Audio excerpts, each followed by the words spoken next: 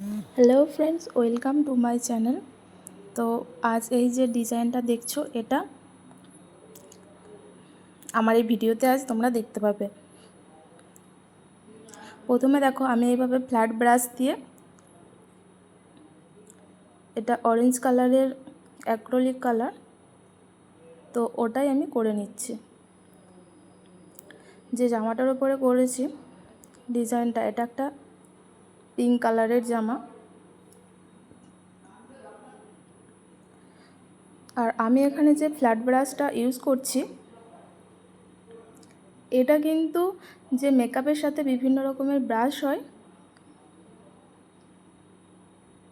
তো ওই ব্রাশেরই একটা। আর এখানে দেখো, এক্ষেত্রে আমি এই রাউন্ড ব্রাশটা ব্যবহার করছি।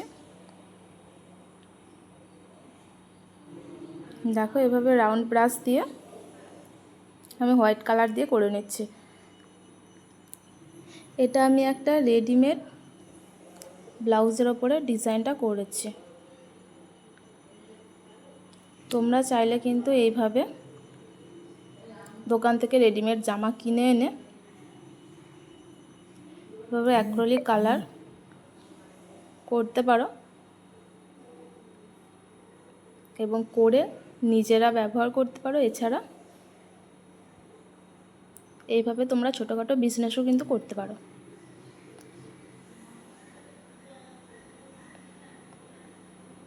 আর যখন এই অ্যাক্রিলিক কালার করবে,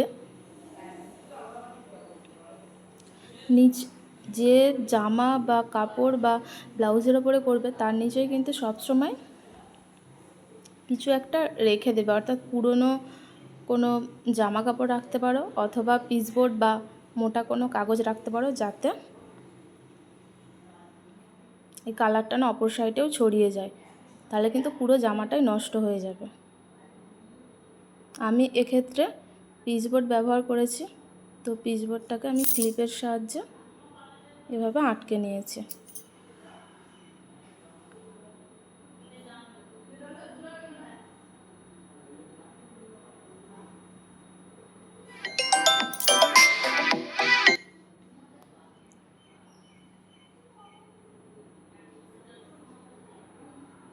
এইভাবে দেখো,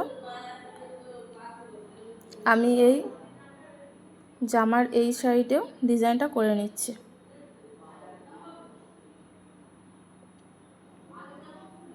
আমি এক্ষেত্রে যে কালারটা ব্যবহার করছি, ওটা ক্যামেলের অ্যাক্রিলিক কালার।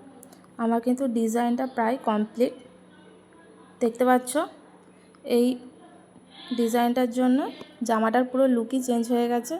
ভিডিওটা ভালো লাগলে চ্যানেলটা সাবস্ক্রাইব করো, লাইক শেয়ার করো। ভিডিওটা দেখার জন্য থ্যাংক ইউ।